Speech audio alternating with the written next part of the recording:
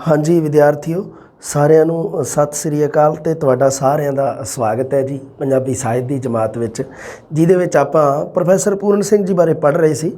ਪੰਜਾਬੀ ਸਾਹਿਤ ਦੇ ਵਿੱਚ ਪਹਿਲਾ ਰੋਮਾਂਸਵਾਦੀ ਕਵੀ ਹੈ ਪ੍ਰੋਫੈਸਰ ਪੂਰਨ ਸਿੰਘ। ਇੱਕ ਗੱਲ ਉਹਨਾਂ ਦੇ ਬਾਰੇ ਇੰਪੋਰਟੈਂਟ, ਦੂਜੀ ਗੱਲ ਇਹ ਸੀਗੀ ਕਿ ਪ੍ਰੋਫੈਸਰ ਪੂਰਨ ਸਿੰਘ ਇਸ ਤਰ੍ਹਾਂ ਦਾ ਕਵੀ ਹੈ ਵੀ ਜਿਹਨੇ ਸਭ ਤੋਂ ਪਹਿਲਾਂ ਪੰਜਾਬੀ ਸਾਹਿਤ ਦੇ ਵਿੱਚ ਛੰਦਾਬੰਦੀ ਦੇ ਨਿਯਮਾਂ ਨੂੰ ਨਵਾਬੀ ਜੁੱਤੀ ਦੀ ਕੈਦ ਕਹਿ ਕੇ ਤਿਆਗਿਆ ਸੀ। एक गल हो गई सी। दूसरी भी प्रोफैसर पूਰਨ ਸਿੰਘ है जोड़ा वो रहस्यवादी कवि भी है, जिमें कि नव रहस्यवाद चली सी जी प्रवृत्ति। एक रहस्यवाद सी, एक उस तो बाद सी नव रहस्यवाद।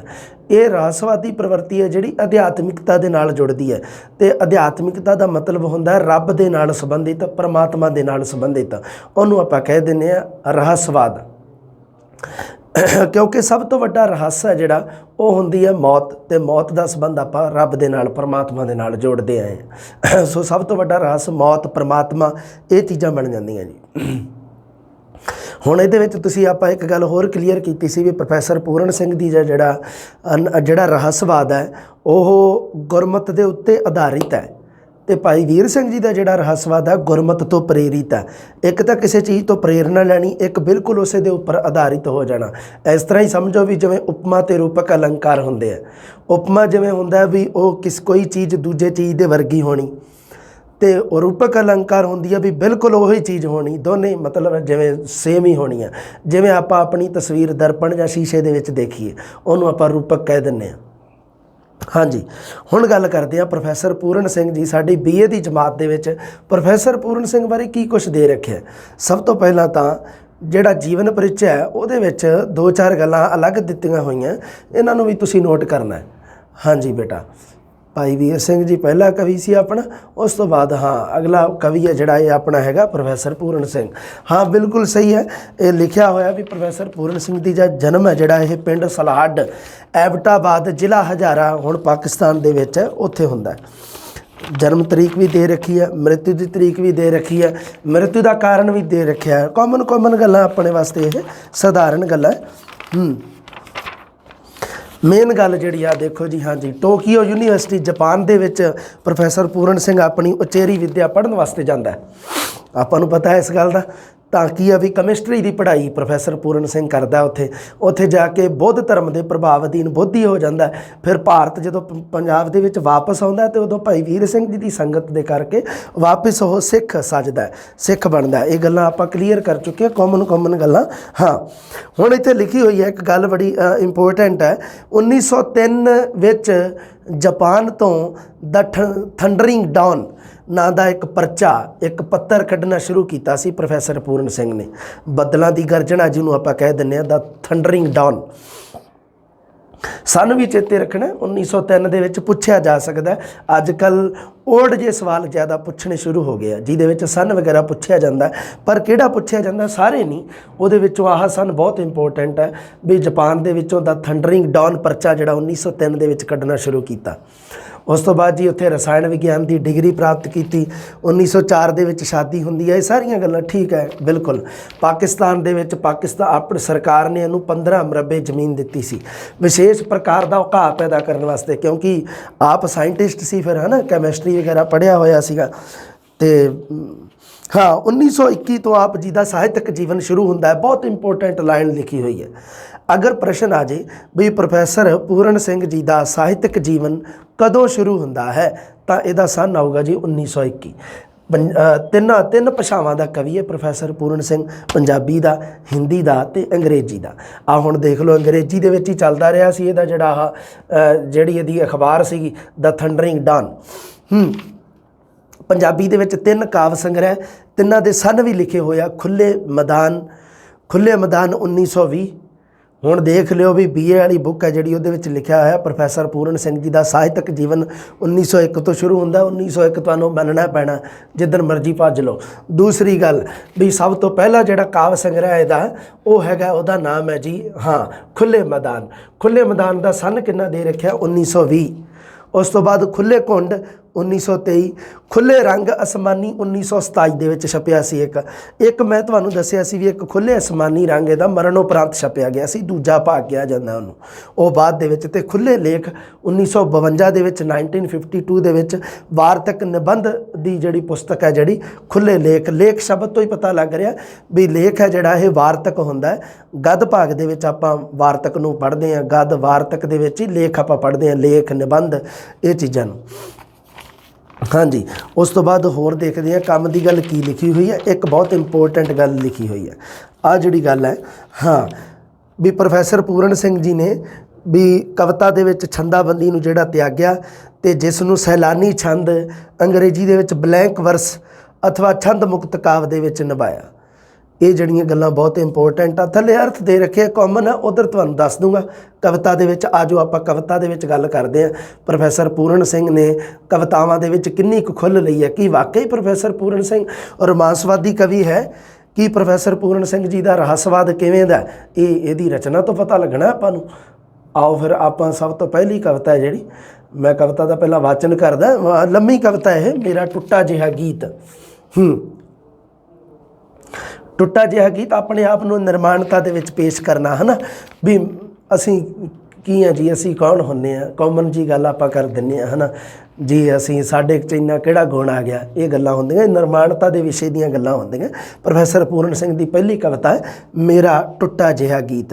ਇਹਦੀ ਸਭ ਤੋਂ ਇੰਪੋਰਟੈਂਟ ਗੱਲ ਤੁਸੀਂ ਧਿਆਨ ਦੇ ਵਿੱਚ ਰੱਖਣੀ ਹੈ ਵੀ ਇਹ ਕਵਿਤਾ ਜਿਹੜੀ ਇਹ ਖੁੱਲ੍ਹੇ ਮੈਦਾਨ ਕਾਵਿ ਸੰਗ੍ਰਹਿ ਦੇ ਵਿੱਚੋਂ ਲਈ ਗਈ ਹੈ।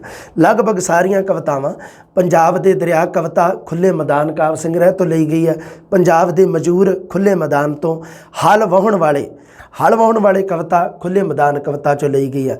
ਦਰਿਆ ਕਿਨਾਰੇ ਹੈ ਜਿਹੜੀ ਆਪਣੀ ਕਵਿਤਾ, ਇਹ ਵੀ ਖੁੱਲ੍ਹੇ ਮੈਦਾਨ ਦੇ ਵਿੱਚੋਂ ਆ। ਅਤੇ ਜਿਹੜੀ ਹੈਗੀ ਆ ਮੰਜ਼ਲ ਆਪਣਿਆਂ ਦੀ ਰੋਜ਼ ਮੰਜ਼ਲ, ਆਪੜਨਾ ਮਤਲਬ ਹੁੰਦਾ ਪਹੁੰਚਣਾ, ਡੈਸਟੀਨੇਸ਼ਨ 'ਤੇ ਪਹੁੰਚ ਜਾਣਾ, ਉਹਦੇ ਵਾਸਤੇ ਇੱਕ ਕਵਿਤਾ ਲਿਖੀ ਹੈ, ਖੁੱਲ੍ਹੇ ਘੁੰਡ ਕਾਵਿ ਸੰਗ੍ਰਹਿ 'ਚੋਂ ਲਈ ਗਈ ਹੈ। ਹੁਣ ਧਿਆਨ ਰੱਖਣਾ, ਬਾਕੀ ਸਾਰੀਆਂ ਕਵਿਤਾਵਾਂ ਤਾਂ ਖੁੱਲ੍ਹੇ ਮੈਦਾਨ ਕਾਵਿ ਸੰਗ੍ਰਹਿ 'ਚੋਂ ਲਈਆਂ ਗਈਆਂ, ਪਰ ਇੱਕ ਹੈ ਜਿਹੜੀ ਉਹ ਕਿਹੜੀ ਹੈ, ਮੰਜ਼ਲ ਆਪਣਿਆਂ ਦੀ ਰੋਜ਼ ਮੰਜ਼ਲ। ਇਹ ਕਵਿਤਾ ਜਿਹੜੀ ਇਹ ਖੁੱਲ੍ਹੇ ਘੁੰਡ ਕਾਵਿ ਸੰਗ੍ਰਹਿ ਤੋਂ ਲਈ ਗਈ। ਜਿਹੜੇ ਤੁਹਾਨੂੰ ਨੋਟਸ ਅਵੇਲੇਬਲ ਕਰਵਾਏ ਆ ਉਹਦੇ ਵਿੱਚ ਇੱਕ ਲਿਸਟ ਬਣਾ ਲਿਓ ਤੁਸੀਂ, ਅਤੇ ਉਹਦੇ ਵਿੱਚ ਲਿਖ ਦਿਓ, ਕਵਿਤਾਵਾਂ ਦੇ ਨਾਮ ਲਿਖ ਦਿਓ, ਅੱਗੇ ਕਾਵਿ ਸੰਗ੍ਰਹਿ ਕਿਹੜੇ 'ਚੋਂ ਲਈ ਗਈ ਹੈ। ਖੁੱਲ੍ਹੇ ਮੈਦਾਨ 'ਚੋਂ ਲਈਆਂ ਗਈਆਂ ਲਗਭਗ ਸਾਰੀਆਂ, ਇੱਕ ਨੂੰ ਛੱਡ ਕੇ, ਮੰਜ਼ਲ ਆਪਣਿਆਂ ਦੀ ਰੋਜ਼ ਮੰਜ਼ਲ। ਆਓ ਫਿਰ ਬੇਟਾ ਜੀ ਗੱਲ ਕਰੀਏ ਆਪਾਂ। ਸਭ ਤੋਂ ਪਹਿਲਾਂ ਮੇਰਾ ਟੁੱਟਾ ਜਿਹਾ ਗੀਤ। ਅੱਖਰਾਂ ਦੇ ਅੱਖਰ ਮੇਰੇ ਨਿੱਕੇ ਨਿੱਕੇ ਹੱਥਾਂ ਵਿੱਚ ਡਿੱਗ ਡਿੱਗ ਪੈਂਦੇ, ਮੇਰੇ ਨਿੱਕੇ ਨਿੱਕੇ ਹੱਥ ਦਾਤਾਂ ਵੱਡੀਆਂ, ਚਨਾਹ ਦੇ ਚਨਾਹ ਪਏ ਵਗਦੇ, ਸਾਰੇ ਗੁੰਮ ਜਾਂਦੇ ਮੈਂ ਥੀ, ਸਾਰੇ ਮੁੜ ਲੱਭਦੇ ਨਾ, ਮੇਰੇ ਬਾਲ ਨੈਣ ਭੋਲੇ ਭਾਲੇ ਢੂੰਡ ਨਾ ਸਕਦੇ, ਭਾਵੇਂ ਭਾਲਣ ਚਾਰ ਛੁਫੇਰਿਆਂ, ਰੇਤਾਂ ਵਿੱਚ ਡੁੱਲੇ ਚਮਕਦੇ ਫੜਨ ਨਹੀਂ ਹੁੰਦੇ, ਮੇਰੇ ਅੱਖਰਾਂ ਦੇ ਦਰਿਆ ਨੱਸਦੇ ਜਾਂਦੇ ਮੋਤੀਆਂ ਦੇ ਹੜ। ਦੇਖੋ, ਬੰਦੇ ਦੇ ਅੰਦਰ ਵਿਚਾਰਾਂ ਦੀ ਇੱਕ ਲੜੀ ਹੁੰਦੀ ਹੈ, ਵਿਚਾਰ ਜਿੰਨੇ ਆਉਂਦੇ ਆਪਾਂ ਉਹਨੇ ਪ੍ਰਗਟ ਨਹੀਂ ਕਰ ਸਕਦੇ ਹੁੰਦੇ। ਅਗਰ ਤੁਸੀਂ ਵੀ ਆਪਣੇ ਆਪ ਦੇ ਵਿੱਚ ਮਨ ਦੇ ਵਿੱਚ ਬੰਦੇ ਦੇ ਦਿਮਾਗ ਦੇ ਵਿੱਚ, ਮਨ ਦੇ ਵਿੱਚ ਜਿਹੜੀ ਗੱਲ ਚੱਲਦੀ ਹੁੰਦੀ ਆ ਉਹਨੂੰ ਆਪਾਂ ਬੋਲ ਕੇ ਸਾਰੀ ਨੂੰ ਨਹੀਂ ਦੱਸ ਸਕਦੇ ਹੁੰਦੇ। ਬਹੁਤ ਸਾਰੇ ਵਿਚਾਰ ਇਸ ਤਰ੍ਹਾਂ ਦੇ ਹੁੰਦੇ ਆ। ਕਹਿਣ ਦਾ ਮਤਲਬ ਕੀ ਆ, ਆਪਣੇ ਮਨ ਦੇ ਵਿੱਚ ਵਿਚਾਰ ਕਈ ਵਾਰੀ ਬਹੁਤ ਸ਼ਾਨਦਾਰ ਆਉਂਦਾ, ਪਰ ਜਦੋਂ ਆਪਾਂ ਉਹਨੂੰ ਸ਼ਬਦਾਂ ਦੇ ਦੁਆਰਾ, ਜ਼ਬਾਨ ਦੇ ਦੁਆਰਾ ਆਪਾਂ ਬਾਹਰ ਕੱਢਦੇ ਹਾਂ, ਉਦੋਂ ਉਹ ਰਸ ਨਹੀਂ ਰਹਿੰਦਾ ਉਸ ਗੱਲ ਦਾ। ਹੁਣ ਇਸ ਗੱਲ ਨੂੰ ਇੱਥੇ ਲਾ ਕੇ ਸਮਝੋ ਵੀ ਅੱਖਰਾਂ ਦੇ ਅੱਖਰ ਮੇਰੇ ਨਿੱਕੇ ਨਿੱਕੇ ਹੱਥਾਂ ਵਿੱਚ ਡਿੱਗ ਡਿੱਗ ਪੈਂਦੇ। ਹੁਣ ਇੱਥੇ ਕਵੀ ਆਪਣੇ ਆਪ ਨੂੰ ਬੱਚੇ ਦੇ ਰੂਪ ਵਿੱਚ, ਇੱਕ ਬੱਚਾ ਬੁੱਧੀ ਹੁੰਦਾ ਨਾ ਜਿਹੜਾ, ਉਹਦੇ ਰੂਪ ਵਿੱਚ ਸਾਹਮਣੇ ਲਿਆ ਰਿਹਾ। ਕਵੀ ਪ੍ਰੋਫੈਸਰ ਪੂਰਨ ਸਿੰਘ ਕਹਿੰਦਾ ਵੀ ਮੈਂ ਐਵੇਂ ਸਮਝੋ ਵੀ ਬੱਚਾ ਇੱਕ ਤਰ੍ਹਾਂ ਦਾ, ਵੀ ਮੇਰੇ ਨਿੱਕੇ ਨਿੱਕੇ ਹੱਥ ਆ, ਅਤੇ ਪਰਮਾਤਮਾ ਦੀ ਦਾਤ ਹੈ ਜਿਹੜੀ ਉਹ ਅੱਖਰਾਂ ਦੇ ਅੱਖਰ, ਕਿਉਂਕਿ ਕਵਿਤਾ ਹੈ ਜਿਹੜੀ ਉਹ ਅੱਖਰਾਂ ਤੋਂ ਸ਼ੁਰੂ ਹੁੰਦੀ ਹੈ। ਪ੍ਰੋਫੈਸਰ ਪੂਰਨ ਸਿੰਘ ਦਾ ਕੀ ਕੰਮ ਹੈ? ਕਵਿਤਾ ਦੀ ਰਚਨਾ ਕਰਨੀ। ਪ੍ਰੋਫੈਸਰ ਪੂਰਨ ਸਿੰਘ ਜੀ ਦਾ ਪ੍ਰੋਫੈਸ਼ਨ ਕੀ ਹੈ? ਕਵਿਤਾ ਦੀ ਰਚਨਾ ਕਰਨੀ। ਆਪਣੇ ਆਪ ਨੂੰ ਬਾਲ ਉਮਰ ਦੇ ਵਿੱਚ ਲਿਆ ਕੇ ਉਹ ਕਹਿ ਰਿਹਾ ਕਿ ਅੱਖਰਾਂ ਦੇ ਅੱਖਰ ਬਹੁਤ ਸਾਰੀ ਮਤਲਬ ਦਾਤ ਅੱਖਰਾਂ ਦੇ ਰੂਪ ਵਿੱਚ ਪ੍ਰਮਾਤਮਾ ਨੇ ਮੈਨੂੰ ਦਿੱਤੀ ਹੈ, ਪਰ ਮੈਂ ਉਹ ਸਾਰੇ ਅੱਖਰ ਆਪਣੇ ਪ੍ਰੋਫੈਸ਼ਨ ਕਵਿਤਾ ਦੇ ਵਿੱਚ ਯੂਜ਼ ਨਹੀਂ ਕਰ ਸਕਦਾ। ਐਵੇਂ ਹੀ ਹੈ ਨਾ, ਕਿਉਂਕਿ ਅੱਖਰ ਕਈ ਵਾਰੀ ਯਾਦ ਆਉਂਦੇ ਆ ਫਿਰ ਵਿਸਰ ਜਾਂਦੇ ਆ, ਫਿਰ ਨਵਾਂ ਅੱਖਰ ਯਾਦ ਆਉਂਦਾ, ਕਈ ਵਾਰੀ ਕੁਝ ਨਵੇਂ, ਕਈ ਵਾਰੀ ਕੁਝ ਪੁਰਾਣੇ, ਇਸ ਤਰ੍ਹਾਂ ਕਰਕੇ। ਮੇਰੇ ਨਿੱਕੇ ਨਿੱਕੇ ਹੱਥ ਦਾਤਾਂ ਵੱਡੀਆਂ, ਝਨਾਹ ਦੇ ਝਨਾਹ ਪਏ ਵਗਦੇ, ਝਨਾਹ ਦਰਿਆ ਦਾ ਨਾਮ ਲਿਆ ਇੱਥੇ ਕਵੀ ਪ੍ਰੋਫੈਸਰ ਪੂਰਨ ਸਿੰਘ ਨੇ। ਹਾਂ, ਸਾਰੇ ਗੁੰਮ ਗੁੰਮ ਜਾਂਦੇ ਮੈਂ ਥੀ, ਸਾਰੇ ਮੁੜ ਲੱਭਦੇ ਨਾ। ਸਾਡੇ ਮਨ ਦੇ ਵਿੱਚ ਵਿਚਾਰ ਜਿਹੜੇ ਚੱਲਦੇ ਆ ਉਹ ਚੱਲਦੇ ਰਹਿੰਦੇ ਆ, ਸਥਾਈ ਨਹੀਂ ਹੁੰਦੇ। ਤਾਂ ਉਹ ਕੀ ਹੈ ਵੀ ਉਹ ਜਦੋਂ ਇੱਕ ਵਾਰੀ ਕੋਈ ਮਨ ਦੇ ਵਿੱਚ ਵਿਚਾਰ ਜਾਂ ਕੋਈ ਸ਼ਬਦ ਜਾਂ ਕੋਈ ਗੱਲ ਆਇਆ ਤਾਂ ਉਹ ਥੋੜ੍ਹੇ ਚਿਰ ਬਾਅਦ ਆਪਾਂ ਨੂੰ ਵਿਸਰ ਜਾਂਦਾ। ਤਾਂ ਉਹਨੂੰ ਕਿਹਾ ਹੈ ਪ੍ਰੋਫੈਸਰ ਪੂਰਨ ਸਿੰਘ ਦੇ ਨੇ, ਮੁੜ ਕੇ ਲੱਭਦੇ ਨਹੀਂ। ਮੇਰੇ ਬਾਲ ਨੈਣ ਭੋਲੇ ਭਾਲੇ ਢੂੰਡ ਨਾ ਸਕਦੇ, ਬਾਲ ਨੈਣ। ਹਾਂ, ਬਾਲ ਨੈਣ ਦਾ ਮਤਲਬ ਹੁੰਦਾ ਮਾਸੂਮ ਅਤੇ ਨਿਰਦੋਸ਼ ਅੱਖ। ਬੱਚਿਆਂ ਦੇ ਵਿੱਚ ਹੁੰਦੀ ਹੈ ਨਾ ਮਾਸੂਮੀਅਤ, ਬੱਚਿਆਂ ਨੂੰ ਜਿਹੜਾ ਮਾਸੂਮ ਕਿਹਾ ਜਾਂਦਾ ਹੈ ਨਾ, ਮਾਸੂਮ ਅਤੇ ਨਿਰਦੋਸ਼ ਹੁੰਦੇ ਆ ਬੱਚੇ। ਬਾਲ ਨੈਣ ਭੋਲੇ ਭਾਲੇ ਢੂੰਡ ਨਾ ਸਕਦੇ, ਭਾਵੇਂ ਭਾਲਣ ਚਾਰ ਛੁਫੇਰਿਆਂ, ਚਾਰੇ ਦਿਸ਼ਾਵਾਂ ਦੇ ਵਿੱਚ ਭਾਵੇਂ ਉਹਨਾਂ ਚੀਜ਼ਾਂ ਨੂੰ ਮੈਂ, ਉਹਨਾਂ ਸ਼ਬਦਾਂ ਨੂੰ, ਉਹਨਾਂ ਅੱਖਰਾਂ ਨੂੰ ਪਾਲਣਾ, ਪਰ ਉਹ ਲੱਭਦੇ ਨਹੀਂ। ਰੇਤਾਂ ਵਿੱਚ ਡੁੱਲੇ ਚਮਕਦੇ ਫੜ ਨਹੀਂ ਹੁੰਦੇ। ਵੀ ਇਸ ਤਰ੍ਹਾਂ ਲੱਗਦਾ ਵੀ ਜਿਵੇਂ ਰੇਤ ਦੇ ਵਿੱਚ ਕੋਈ ਚੀਜ਼ ਇਸ ਤਰ੍ਹਾਂ ਦੀ ਕੋਈ ਮਤਲਬ ਮੋਤੀਆਂ ਵਰਗੂ ਜਿਵੇਂ ਮੋਤੀ ਨਹੀਂ ਹੁੰਦੇ, ਜਿਵੇਂ ਆਪਣੇ ਮਤਲਬ ਪਾਣੀ ਦੀ ਬੂੰਦ ਵਗੈਰਾ। ਤਾਂ ਕਵੀ ਪ੍ਰੋਫੈਸਰ ਪੂਰਨ ਸਿੰਘ ਕਹਿੰਦਾ ਵੀ ਐਵੇਂ ਹੁੰਦਾ ਵੀ ਜਿਵੇਂ ਰੇਤ ਦੇ ਵਿੱਚ ਪਾਣੀ ਦੀ ਉਹ ਮਤਲਬ ਇੱਕ ਬੂੰਦ ਡਿੱਗ ਗਈ ਤਾਂ ਉਸ ਨੂੰ ਮੈਂ ਫੜ ਨਹੀਂ ਸਕਦਾ। ਮੇਰੇ ਅੱਖਰਾਂ ਦੇ ਦਰਿਆ ਨੱਸਦੇ ਜਾਂਦੇ ਮੋਤੀਆਂ ਦੇ ਹੜ। ਅੱਖਰਾਂ ਨੂੰ ਮੋਤੀ ਕਿਹਾ ਪ੍ਰੋਫੈਸਰ ਪੂਰਨ ਸਿੰਘ ਜੀ ਨੇ। ਕਹਿੰਦਾ ਮੋਤੀਆਂ ਦੇ ਹੜਾਂ ਦੇ ਹੜ, ਦਰਿਆਵਾਂ ਦੇ ਦਰਿਆ ਵਗਦੇ ਜਾ ਰਹੇ ਆ। ਕਹਿੰਦਾ ਮੈਨੂੰ ਰੰਗ ਬੰਨਣਾ ਨਹੀਂ ਆਉਂਦਾ ਹਾਲੀ, ਮੈਨੂੰ ਕਹਿੰਦਾ ਅਜੇ ਰੰਗ ਬੰਨਣਾ ਨਹੀਂ ਆਉਂਦਾ, ਸਮਾਂ ਬੰਨਣਾ ਨਹੀਂ ਆਉਂਦਾ। ਮਤਲਬ ਕੀ ਹੁੰਦਾ ਵੀ ਉਹ ਸਥਿਤੀ ਨਹੀਂ ਹੈਗੀ ਮੇਰੀ ਜਿਹੜੀ ਮਤਲਬ ਚਾਹੀਦੀ ਹੈ ਇੱਕ। ਹਾਂ, ਉਹ ਰੰਗ ਜਿਹੜਾ ਕਦੀ ਕਦੀ ਮੇਰੇ ਅੰਦਰ ਕਣੀ ਕਣੀ ਅਚਨਚੇਤ ਵਰਦਾ। ਉਹ ਕਹਿੰਦਾ ਉਹ ਰੰਗ ਜਿਹੜਾ ਉਹ ਮੇਰੇ ਤੋਂ ਬੰਨਿਆ ਨਹੀਂ ਜਾਂਦਾ। ਰੰਗ ਬੰਨਣਾ ਇੱਕ ਮੁਹਾਵਰੇਦਾਰ ਭਾਸ਼ਾ ਹੈ, ਜਿਹਨੂੰ ਆਪਾਂ ਕਹਿ ਦਿੰਦੇ ਫਲਾਣੇ ਨੇ ਜੀ ਬੜੇ ਰੰਗ ਬੰਨੇ। ਕਹਿਣ ਦਾ ਮਤਲਬ ਵੀ ਉਹਨੇ ਵਧੀਆ ਮਾਹੌਲ ਬਣਾਇਆ, ਵਧੀਆ ਸਥਿਤੀ ਬਣਾਈ, ਉਹਨੇ ਵਧੀਆ ਲੋਕਾਂ ਨੂੰ ਆਪਣੇ ਨਾਲ ਜੋੜੀ ਰੱਖਿਆ ਇਸ ਤਰ੍ਹਾਂ ਕਰਕੇ, ਹੈ ਨਾ। ਜਦੋਂ ਆਪਾਂ ਕਿਸੇ ਨੂੰ ਕਲਾਕਾਰ ਨੂੰ ਸੁਣਾਉਂਦੇ ਹਾਂ ਕਈ ਵਾਰੀ ਲਾਈਵ ਕਿਸੇ ਨੂੰ, ਜੀ ਬੜੇ ਰੰਗ ਬੰਨੇ ਜੀ, ਹੈ ਨਾ ਜੀ, ਬੱਬੂ ਮਾਨ ਨੇ ਬੜੇ ਰੰਗ ਬੰਨੇ, ਐਵੇਂ ਆਪਾਂ ਕਹਿ ਦਿੰਦੇ ਹਾਂ, ਹੈ ਨਾ। ਹਾਂ, ਮੇਰੇ ਅੰਦਰ ਕਣੀ ਕਣੀ ਅਚਨਚੇਤ ਵਰਦਾ। ਕਹਿੰਦਾ ਜਿਹੜਾ ਅਚਾਨਕ ਮੇਰੇ ਅੰਦਰ ਉਹ ਜਿਹੜਾ ਰੰਗ ਬੰਨ੍ਹਣ ਵਾਲੀ ਜਿਹੜੀ ਸਥਿਤੀ ਹੈ ਨਾ, ਅਚਾਨਕ ਮੇਰੇ ਮਨ ਦੇ ਵਿੱਚ ਜਿਹੜੀ ਫੁਰਦੀ ਆ, ਉਹ ਕਹਿੰਦਾ ਹਮੇਸ਼ਾ ਸਦੀਵੀ ਸਥਾਈ ਨਹੀਂ ਰਹਿੰਦੀ।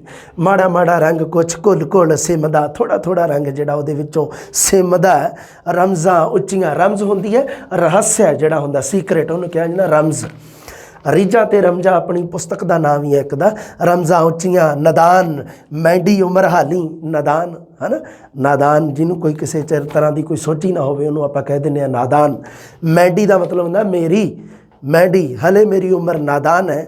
ਅਲਾਪ ਮੇਰਾ ਠੀਕ ਹੈ ਧੁਰ ਅੰਦਰ, ਪਰ ਦੂਰ ਦੂਰ ਦਿਸਦਾ ਵਾਂਗ ਅਸਮਾਨ ਦੇ। ਅਲਾਪ ਜਿਹੜਾ ਮੇਰੇ ਅੰਦਰੋਂ ਆਵਾਜ਼ ਜਿਹੜੀ ਹੈ, ਕਹਿੰਦਾ ਉਹ ਮੇਰਾ ਠੀਕ ਹੈ, ਕਹਿੰਦਾ ਹਜੇ, ਪਰ ਉਹ ਦੂਰ ਦੂਰ ਦਿਸਦਾ ਜਿਵੇਂ ਅਸਮਾਨ ਜਦੋਂ ਆਪਾਂ ਦੂਰ ਤੱਕ ਦੇਖਦੇ ਹਾਂ ਨਾ, ਦੂਰ ਤੱਕ ਦਿਖਦਾ। ਖੜਾ ਨਿੱਕਾ ਬੱਚਾ ਤੜਾਗੀ ਜਿਹੀ ਪਾਈ ਮੈਂ, ਇੱਕ ਛੋਟਾ ਜਿਹਾ ਬੱਚਾ। ਤੜਾਗੀ ਇੱਕ ਉਹ ਹੁੰਦਾ ਨਾ ਕਾਲਾ ਧਾਗਾ, ਛੋਟੇ ਬੱਚੇ ਦੇ ਲੱਕ ਦੇ ਆਲੇ ਦੁਆਲੇ ਲਪੇਟਦੇ ਆ, ਹੈ ਨਾ, ਕਾਲਾ ਧਾਗਾ ਜਿਹਦੇ ਵਿੱਚ ਕੋਈ ਪੈਸੇ ਕੌਡੀਆਂ ਵਗੈਰਾ ਪਾ ਦਿੰਦੇ ਆ, ਹੈ ਨਾ। ਇੱਕ ਸੱਭਿਆਚਾਰ ਦੇ ਵਿੱਚ ਆਉਂਦਾ ਹੈ ਕਾਲਾ ਧਾਗਾ, ਕਾਲੇ ਰੰਗ ਦਾ ਧਾਗਾ, ਤੜਾਗੀ ਜਿਹਨੂੰ ਕਹਿ ਦਿੰਦੇ ਆਪਾਂ। ਬੱਚੇ ਦੇ ਲੱਕ ਦੇ ਆਲੇ ਦੁਆਲੇ ਬੰਨੀ ਜਾਂਦੀ। ਚਾਰ ਛੁਪੇਰਿਆਂ ਕਮਾਲ ਦਾ ਕੋਈ ਰਾਗ, ਜਲਾਂ ਤੇ ਥਲਾਂ ਤੇ ਅਸਮਾਨੀ ਪਿਆ ਗੂੰਜਦਾ। ਜਿਹੜੀ ਗੱਲ ਕੰਮ ਦੀ ਹੋਏਗੀ ਉਹ ਤੁਹਾਨੂੰ ਦੱਸੂਗਾ। ਤੜਾਗੀ ਦੇ ਅਰਥ ਤੁਸੀਂ ਧਿਆਨ ਦੇ ਵਿੱਚ ਰੱਖਣੇ ਆ। ਅਚਨਚੇਤ ਮਤਲਬ ਅਚਾਨਕ, ਮੈਂਡੀ ਮਤਲਬ ਮੇਰੀ, ਠੀਕ ਹੈ, ਬਹੁਤ ਕਾਮਨ ਗੱਲ ਹੈ। ਹਾਂਜੀ, ਮੇਰੇ ਹੱਥਾਂ ਦੇ ਬਣਾਏ ਹਾਰ ਟੁੱਟੇ ਭੱਜੇ, ਨਿੱਕੇ ਨਿੱਕੇ ਹਾਰ ਮੇਰੇ ਬਾਲ ਪਿਆਰ ਦੇ। ਮੇਰਾ ਗੀਤ ਗੁੰਮਿਆ ਗੁੰਮਿਆ ਕੁੱਥਾ ਕੁੱਥਾ ਦਿਸਦਾ। ਕੁੱਥਾ ਦਾ ਮਤਲਬ ਹੁੰਦਾ ਭਟਕਿਆ ਹੋਇਆ। ਬਹੁਤ ਵਾਰੀ ਇਹ ਸ਼ਬਦ ਤੁਹਾਨੂੰ ਬਾਰ-ਬਾਰ ਤੰਗ ਕਰੂਗਾ, ਇਹਦਾ ਅਰਥ ਤੁਸੀਂ ਜ਼ਰੂਰ ਲਿਖ ਲੈਣਾ। ਕੁੱਥਾ ਜਾਂ ਕੁੱਥਿਆ ਹੋਇਆ। ਕੁੱਥਿਆ ਹੋਏ ਦਾ ਮਤਲਬ ਹੁੰਦਾ ਕੋਈ ਬੰਦਾ ਜਿਹੜਾ ਭਟਕਿਆ ਹੋਇਆ, ਜਿਹਨੂੰ ਕਹਿ ਦਿੰਦੇ ਆਪਾਂ। ਇੱਕ ਇੱਕ ਸਤਰ ਵਿੱਚ ਗੁੰਮੇ ਕਈ ਦਾਣੇ, ਪਰ ਮੋਤੀਆਂ ਦੇ ਟੁੱਟੇ ਟੁੱਟੇ ਹਾਰ ਇਹ। ਤੋੜ ਤੋੜ ਕੇਰ ਕੇਰ ਖਲੇਰ ਖਲੇਰ, ਪਿਆਰ ਦੇਸ਼ ਨੂੰ ਦੇਵਦਾ, ਜ਼ਮੀਨ ਥੀ ਆਕਾਸ਼ ਵੱਲ ਭੇਜਦਾ।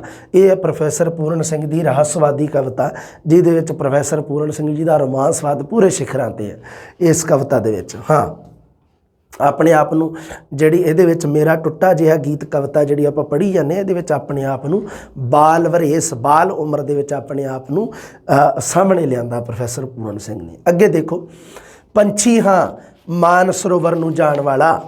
ਮਾਨ ਸਰੋਵਰ ਇੱਕ ਝੀਲ। ਹਾਂ, ਰਾਹ ਵਿੱਚ ਫੰਗ ਆਪਣੇ ਸੇੜ ਫੰਗ ਖੰਭਾਂ ਨੂੰ ਕਿਹਾ ਜਾਂਦਾ, ਖੰਭ ਪਰ ਜਿਨ੍ਹਾਂ ਨੂੰ ਆਪਾਂ ਕਹਿ ਦਿੰਦੇ ਹਾਂ। ਹੁਣ ਇੱਥੇ ਕੀ ਹੈ ਵੀ ਖੰਭ ਨੂੰ ਫੰਗ ਲਿਖਿਆ ਇੱਥੇ, मतलब कि भी लिखण के तरीके आपो अपने देसी भाषा दे विच लिखिया फंग। हाँ, मैं कणियां उडावदा फंग फटकाउंदा पंछी जिहड़ा हुंदा ना वो जदों उपर उड्डदा कई वारी वो मींह वगैरह पै जांदा फिर वो अपने मतलब कि भी अपने परां नूं फटक्के जे दिंदा है ना झटकदा वो। घाह ते फुल्लां ते तरेल मणियां सजाउंदा फटे फुल्लां ते पावां तरेल दियां हाँ तरेल दियां डलियां ਝੋਲ ਬਾਗਾਂ ਦੀ ਮਣੀਆਂ ਦੇ ਭਾਰ ਨਾਲ ਤੋੜਦਾ ਮਣੀ ਮੋਤੀ ਨੂੰ ਕਹਿੰਦੇ ਆ ਇਹ ਖੁੱਲ੍ਹ ਜਿਹੀ ਮੇਰੀ ਹੁੱਬ ਦੀਆਂ ਘੜੀਆਂ ਗੋਂਦਾ ਤੋੜ ਤੋੜ ਸਾਰੀਆਂ ਮੈਂ ਮੌਜਾਂ ਮਾਣਦਾ ਮੇਰੀ ਬੇਇਲਮੀ ਦੀ ਵੇਲ ਦੀ ਪੂਰੀ ਖੁਸ਼ੀ ਇਹ ਇਲਮੀ ਦਾ ਮਤਲਬ ਹੁੰਦਾ ਜਿਹੜੀ ਹੁੰਦੀ ਹੈ ਵਿਦਿਆ ਤੇ ਬੇਇਲਮੀ ਹੁੰਦਾ ਵੀ ਜਿਹੜਾ ਹੁੰਦੀ ਆ ਅਨਪੜ੍ਹਤਾ भी ये मेरी मतलब की है भी बेइलमी अनपढ़ता जी मेरी एक मतलब बेइलमी मैं किसी प्रकार की कोई विद्या नहीं कहता मेरे को। प्रोफैसर पूਰਨ ਸਿੰਘ ਦੀ खुल प्रोफैसर पूਰਨ ਸਿੰਘ ਦਾ रोमांसवा देखो भी वो कहता भी मैं मतलब कि अपने आप को अनपढ़ की स्थिति के दसना अपने आप को बालक की स्थिति के दसना।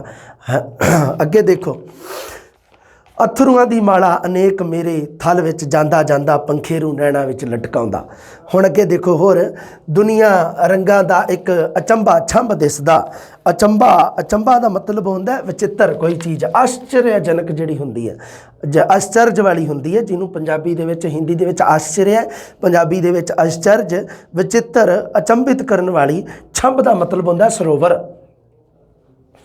ਇਹਦੇ ਵਿੱਚ ਥੋੜ੍ਹਾ ਜਿਹਾ ਧਿਆਨ ਰੱਖਿਓ ਵੀ ਦੁਨੀਆ ਜਿਹੜੀ ਉਹ ਪ੍ਰੋਫੈਸਰ ਪੂਰਨ ਸਿੰਘ ਨੂੰ ਮੇਰਾ ਟੁੱਟਾ ਜਿਹਾ ਗੀਤ ਕਵਿਤਾ ਦੇ ਵਿੱਚ ਪ੍ਰੋਫੈਸਰ ਪੂਰਨ ਸਿੰਘ ਨੂੰ ਦੁਨੀਆ ਜਿਹੜੀ ਆ ਉਹ ਇੱਕ ਵਿਚਿੱਤਰ ਸਰੋਵਰ ਦਿਸਦੀ ਹੈ ਦੁਨੀਆ ਰੰਗਾਂ ਦਾ ਇੱਕ ਅਚੰਭਾ ਛੰਭ ਦਿਸਦਾ।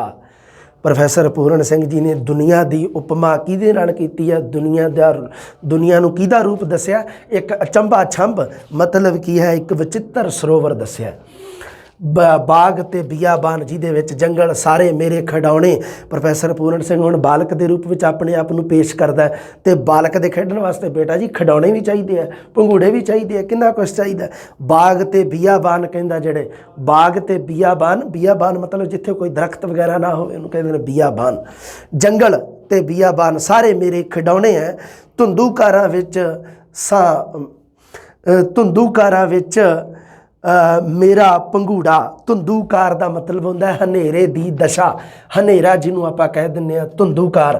एक गुरबाणी दे विचों लिया गया शब्द है अरबद नरबद धुंदूकारा धर न गगना हुक्म फारा नाद नरैण न चंद न सूरज सुन समाध लगाएंदा। आप मारू सोलिया की बारे पढ़िया सी ना गुरमत काव्य दे विच उहदे विच एक मारू सोला मैं बोलिया धुंदूकार शब्द जिहड़ा उत्थों पकड़िया गया। धुंदूकार मतलब होंदा हनेरे की दशा हनेरे की स्थिति नूं कहा जाता धुंदूकार। पंघूड़ा तुहानूं पता ही है एक झूला होंदा जिहदे विच बच्चे नूं लिटा के उसनूं हाँ सारिਆਂ ने तू झूलिया तुसीं पंघूड़ा सारिਆਂ ने हाँ धुंदूकारां विच मेरा हाँ मेरा पंघूड़ा जिहड़ा वो धुंदूकार मतलब की है हनेरे की दशा दे विच। अगे देखो ते तारे सारे मैनूं झात झात करदे। हुण छोटे बच्चे नूं आपां वराउण वास्ते चाह करते होंगे ना इत्थे प्रोफैसर पूਰਨ ਸਿੰਘ जी ने झात झात माँ हथ अपने नाल हिलांदी पंघूड़ा मेरा देंदी असगाह नीलाण विच मिठियां लोरियां। हाँ असगाह का मतलब होंदा डूंगा अथा डूंगा मतलब कि जिथों तक अपनी पहुँच ना बने डूंगा। उथों दे सुपनियां दे गीत मैनू कुछ कुछ याद जे ओह आसमान थी खो खो मैं खेड विच तारियां दा एक मींह जिहा पाउंदा। हुण इहदे विच देखो कोई छंद नहीं वरतिया कणी कणी वखरी वखरी मणी मणी तरेल तरेल मैं जे गुम गुम जाउंदा। बरखा दी ठंड एक रंग बस एक राग मेरा एक अनोखियां जहियां टुटियां भज्जियां सुरां। बाल दिल हाँ बाल दिल सबूत मेरा आप एक गीत हाँ आप एक गीत हाँ थली मेरी टुट्टी भज्जी बेइलम जिहा मैं प्यार देश सारा कबूल करसी मेरा चाह। ये भी एक पागल जिहा स्वाद है। यह अग दे किणकियां दी फुल चढ़ी है, थल्ले लिखा होया खुले मैदान।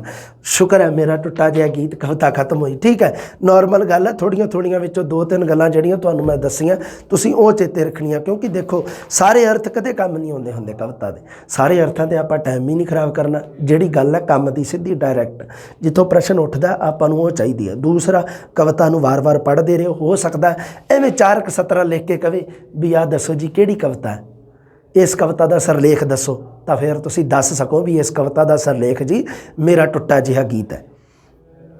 अगे आ गई जी पंजाब दे दरिया, आप पढ़ चुके हैं, साड़ी 12वीं वाली जमात दे विच दे रखी है। हाँ, पंजाब दे दरिया आप पढ़ ले सी, ये विचों प्रश्न भी देखे सी है ना आप भी, इन्हां दे ते क्रमानुसार एक देख लियो, रावी सतलुज ब्यास चनाब झेलम, ते एक अटक दे 2 प्रश्न बनाए सीगे आप। अटक दा उहदे 5 दरियावां दे विच 6वां दरिया दा नाम लिया अटक दा, तो एक आप लिखिया सी भी वो मतलब की है भी कवि दे बूहे ते अटक दी जिहड़ी ठाठ अटक दी लहर है जिहड़ी वो वजदी है। पंजाब दे दरिया इन्हां नूं किहड़ी अग लगी है जी, प्यार दी। जप साहब जपजी साहब गाउंदे आ, गुरु नानक देव जी की रची बाणी। खुले मैदान, पंजाब दे दरिया कविता है जिहड़ी यह खुले मैदान काव्य संग्रह चों लई गई है। अगे देखो जी हल वाउण वाले कविता भी आप पढ़ चुके हैं, ये तुहानूं पता ही है। ओए मैं पढ़न पढ़ान सारा छड्डिया हुण खुले मैदान विचों लई गई है। हुण देखो जी अगे आ गई कविता दरिया किनारे, प्रोफैसर पूरण सिंह का रोमांसवाद इत्थे पूरा हावी हो जाना हुण अपने ते। देखो जी छोटा बच्चे के रूप में ही प्रोफैसर पूरण सिंह जी ने लगभग हर कविता दे विच ਜਿਹੜੀਆਂ मतलब रोमांसवादी झुकाव वाली कवितावां ਉਹਦੇ ਵਿੱਚ हर कविता ਦੇ ਵਿੱਚ प्रोफैसर पूरण सिंह अपने आप ਨੂੰ ਬੱਚੇ ਦੇ रूप ਵਿੱਚ पेश करदा। हुण देखो जी दरिया किनारे रेतां चिट्टियां विच लिटना, नंगे हो धुप्पां विच लेटना, ये बचपन की गल तुहानूं याद आ गई होनी है। प्रोफैसर पूरण सिंह जी का रोमांसवाद है जिहड़ा ये बिल्कुल निर्मल है, बिना किसी मैल तो है। सो ये तुहानूं बचपन जरूर याद आया होना है ना। कई बार ऊँ ही अपने है ना भी आपां नूं बचपन है जिहड़ा अपना, जां आपां किते अपने घर दे विच छोटे जवाक नूं खेडदे नूं देखदे आ, उहनूं ना खाण पीण दी कोई परवाह हुंदी है, ना उहनूं कपड़ियां लत्तियां दी कोई परवाह हुंदी, कोई चिंता नहीं हुंदी।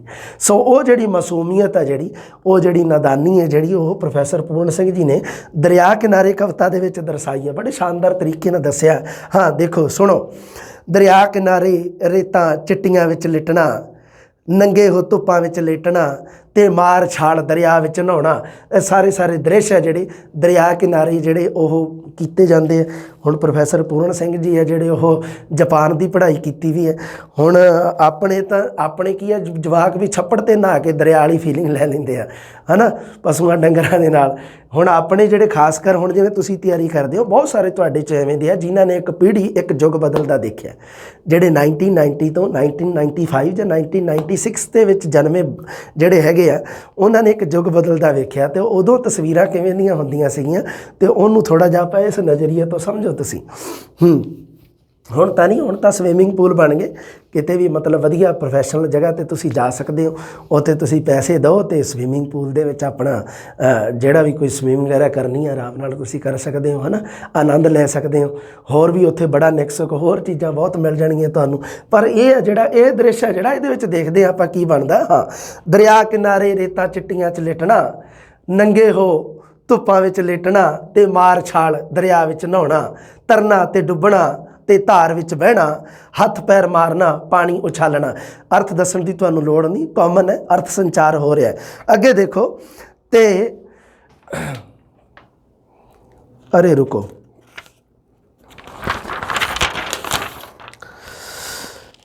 हाँ इत्थे थोड़ा जिहा पता नहीं लग रहा सी, इत्थों प्रॉपर पता। ते फट्टियां विच किरनां नूं पकड़ना,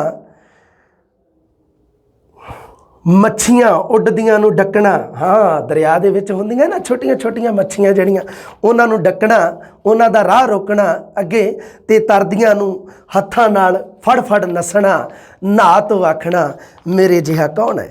इहनूं कहा जांदा रोमांसवादी प्रवृत्ति। एक बच्चा जिहड़ा छोटा वो दरिया के किनारे नहा धो के आखे भी मेरे वर्गा कौन है, इनू कहा जाता रोमांसवाद। प्रोफैसर पूरण सिंह जी की खोल है जिहड़ी वो इस कविता दे विच दर्शाई गई है। अगे देखो होर अगला बांदे दा पढ़दे हैं।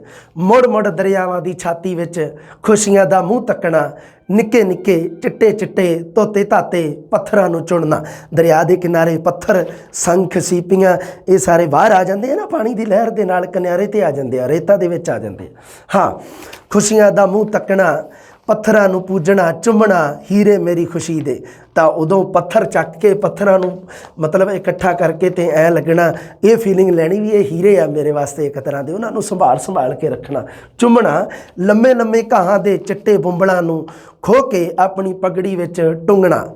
ਉਹ ਜਿਹੜਾ ਦਰਿਆ ਦੇ ਕਿਨਾਰੇ ਜਿਹੜਾ ਘਾਹ ਆ, ਉੱਥੇ ਉਸ ਘਾਹ 'ਤੇ ਮਤਲਬ ਕੀ ਹੈ ਵੀ ਚਿੱਟੇ ਰੰਗ ਦੇ ਬੁੰਬਲ ਜਿਹੜੇ ਹੁੰਦੇ ਆ ਨਾ ਛੋਟੇ ਛੋਟੇ, ਉਹਨੂੰ ਉਤਾਰ ਕੇ ਉਹਨੂੰ ਇਸ ਤਰ੍ਹਾਂ ਤੋੜ ਕੇ ਤੇ ਆਪਣੀ ਪਗੜੀ ਦੇ ਵਿੱਚ ਸਜਾਉਣਾ।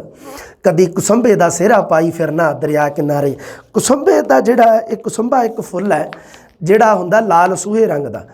ਗੁਰਮਤਿ ਕਾਵਿ ਦੇ ਵਿੱਚ ਕੁਸੰਬੇ ਦਾ ਬਹੁਤ ਵਾਰੀ ਜ਼ਿਕਰ ਆਇਆ। ਕੁਸੰਬੇ ਦੇ ਫੁੱਲ ਦੀ ਤੁਲਨਾ ਹੈ ਜਿਹੜੀ ਉਹ ਸੰਸਾਰਿਕ ਚੀਜ਼ਾਂ ਦੇ ਨਾਲ ਕੀਤੀ ਗਈ ਹੈ। ਮਤਲਬ ਸੰਸਾਰਿਕ ਚੀਜ਼ਾਂ ਦੀ ਤੁਲਨਾ, ਮੈਂ ਦੁਬਾਰੇ ਬੋਲਦਾ ਇਸ ਚੀਜ਼ ਨੂੰ, ਸੰਸਾਰਿਕ ਚੀਜ਼ਾਂ ਦੀ ਤੁਲਨਾ ਕੁਸੰਬੇ ਦੇ ਫੁੱਲ ਨਾਲ ਕੀਤੀ ਗਈ ਹੈ। ਕੁਸੰਬੇ ਦਾ ਫੁੱਲ ਹੁੰਦਾ ਲਾਲ ਸੂਹਾ ਜਮਾ, ਵੇਖਣ ਦੇ ਵਿੱਚ ਬੜਾ ਸੋਹਣਾ ਲੱਗਦਾ। ਉਵੇਂ ਹੀ ਸੰਸਾਰ ਦੀਆਂ ਚੀਜ਼ਾਂ, ਕਿਉਂਕਿ ਆਪਾਂ ਗੁਰਮਤਿ ਦੇ ਨਜ਼ਰੀਏ ਤੋਂ ਦੇਖਣਾ, ਕਿਉਂਕਿ ਸੰਸਾਰਿਕ ਚੀਜ਼ਾਂ ਤੋਂ ਬਿਨਾਂ ਤਾਂ ਆਪਣਾ ਸਰਦਾ ਹੀ ਨਹੀਂ। ਸੰਸਾਰਿਕ ਵਸਤੂਆਂ ਜਿਹੜੀਆਂ, ਸੰਸਾਰ ਦੇ ਜਿਹੜੇ ਸੁੱਖ ਹੈ, ਸੰਸਾਰ ਦੇ ਜਿਹੜੇ ਕੰਮ ਵਿਹਾਰ ਹੈ, ਜੋ ਇਸ ਤਰ੍ਹਾਂ ਤੁਸੀਂ ਕਹਿ ਲਓ ਵੀ ਉਹ ਹੈ ਜਿਹੜੇ ਉਹ ਕੁਸੰਬੇ ਦੇ ਫੁੱਲ ਵਰਗੇ ਆ। ਹੁਣ ਕੁਸੰਬੇ ਦਾ ਫੁੱਲ ਵੇਖਣ ਨੂੰ ਬੜਾ ਲਾਲ ਸੂਹਾ ਲੱਗਦਾ, ਪਰ ਜਦੋਂ ਕੁਸੰਬੇ ਦੇ ਫੁੱਲ ਨੂੰ ਤੋੜ ਲਿਆ ਉਹਦੀ ਲਾਲੀ ਜਸਟ ਖਤਮ ਹੋ ਜਾਂਦੀ ਹੈ। ਹੁਣ ਇੱਥੇ ਕੀ ਹੈ, ਕੁਸੰਬੇ ਦੇ ਫੁੱਲ ਦੀ ਗੱਲ ਕੀਤੀ ਹੈ ਕਵੀ ਨੇ।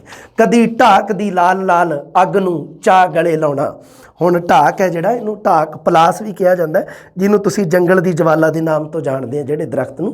ਹਾਂ, ਕਦੀ ਤੂਤਾਂ ਦੀਆਂ ਟਾਹਣੀਆਂ ਨੂੰ ਆਵਾਜ਼ 'ਤੇ ਬੁਲਾਉਣਾ। ਲਓ ਜੀ, ਥੋੜ੍ਹੇ ਜਿਹੇ ਨਾ ਇਹਨਾਂ ਦਰਖਤਾਂ ਦੇ ਨਾਂ ਜਿਹੜੇ ਗਿਣਾਏ ਆ ਥੋੜ੍ਹੇ ਯਾਦ ਰੱਖ ਲਿਓ। ਇੱਕ ਕੁਸੰਬੇ ਦੇ ਬੂਟੇ ਦੀ ਗੱਲ ਕੀਤੀ ਆ, ਇੱਕ ਢਾਕ ਪਲਾਸ ਦੀ, ਤੇ ਇੱਕ ਤੂਤ ਦੀ, ਸ਼ਹਿਤੂਤ ਜਿਹਨੂੰ ਆਪਾਂ ਕਹਿ ਦਿੰਦੇ ਹਾਂ। ਟਾਹਣੀਆਂ ਨੂੰ ਵਾਜ ਕੇ ਬੁਲਾਉਣਾ, ਉਹਨਾਂ ਨੂੰ ਝੂਣਨਾ, ਜਗਾਉਣਾ, ਹਿਲਾਉਣਾ।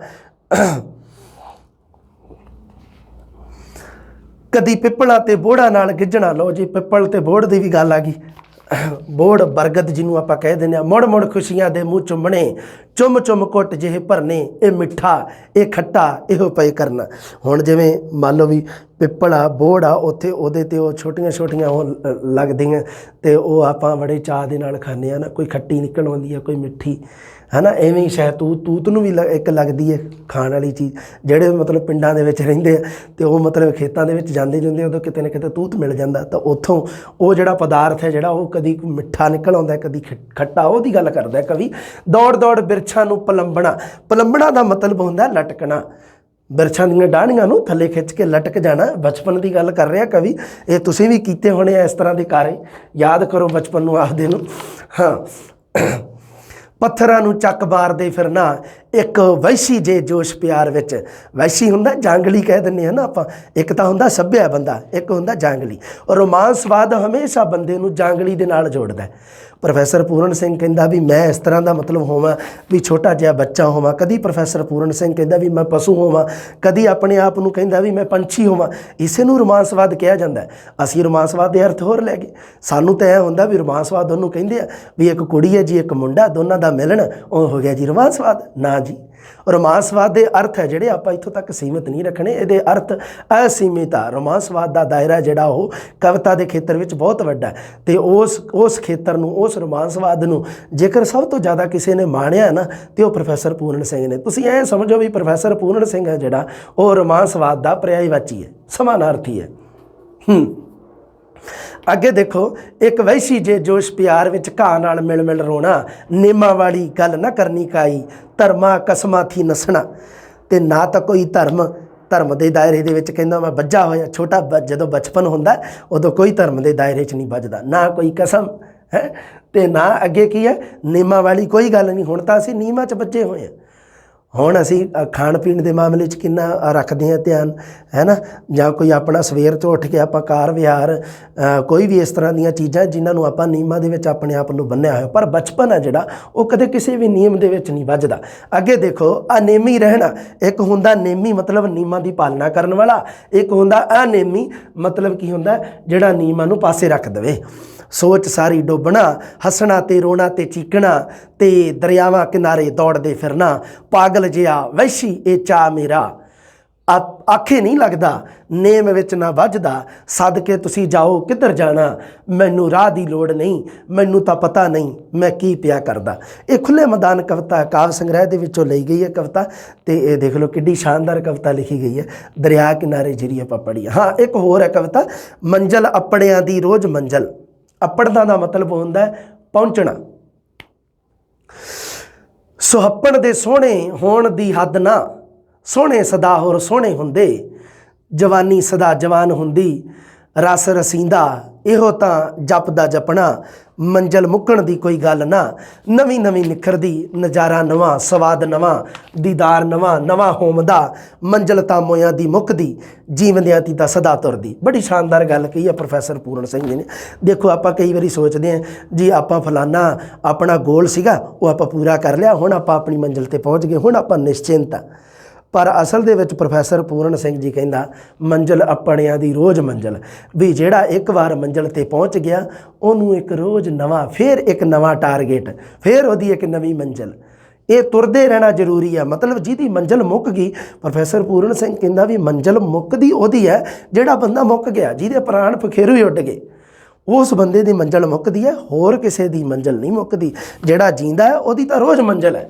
हुण देखो किवें आ देख लो गल लिखी हुई है ना, मंजिल तां मोयां दी मुकदी, जींदियां दी तां सदा तुरदी, तुरन तां स्वाद है। भी तुरना, तुरन दा एक स्वाद है अलग, क्योंकि पहुँचना तुरना ये साडे सुभाविक है। अगे देखो, मुड़ मुड़ पसीजना रीझना, मुड़ मुड़ रसीना, नित नवा सफ़र बस प्यार है, घर प्राप्त होना, मंजिल दा पढ़ना, मंजिल इउं अपणियां दी रोज़ मंजिल स्वाद ली, फुरना उन्हां दा औखा, टुरना टै नाल लिखिआ टुरना, उन्हां दा औखा जिन्हां नूं पता नहीं कित्थे जाना, जिहड़े हाले घर दी प्राप्ति ती दूर हन, इन्हां मिलिਆਂ नूं की तौखला। तौखले दा शाब्दिक अर्थ तुसीं चेते रखना बेटा जी, आ सकदा है प्रश्न एग्जाम दे विच।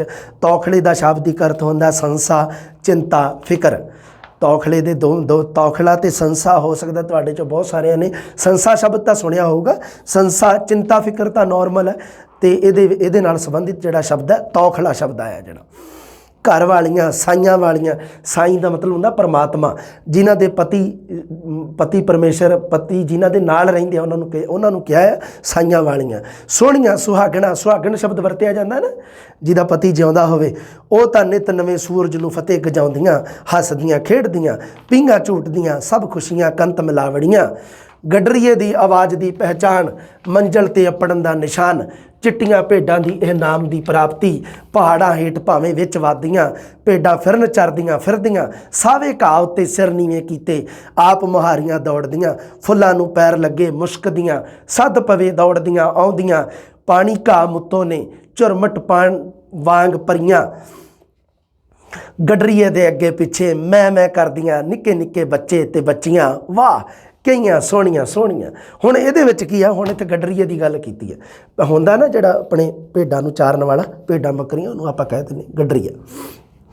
गडरीए दी आवाज़ दी पहचान है जिहड़ी ओह भेड़ जस्टी कर लैंदी है। हुण इत्थे कवि ने की कीता भी पहाड़, जिवें मान लो भी पहाड़ दे थल्ले जिहड़ी जगह हुंदी है ना, पहाड़ तो थल्ले उहनूं कहा जांदा वादी, वादियां। उत्थे उस मैदान दे विच की है, भेडां जदों चरन जांदियां। हुण मंजिल की गल कीती है कवि ने भी मंजिल ते किवें उपड़ना हुंदा है ना, तो वह गडरीआ की करदा, एक आवाज़ दिंदा उन्हां नूं, ते ओह भजदियां भजदियां जस्ट आ जांदियां।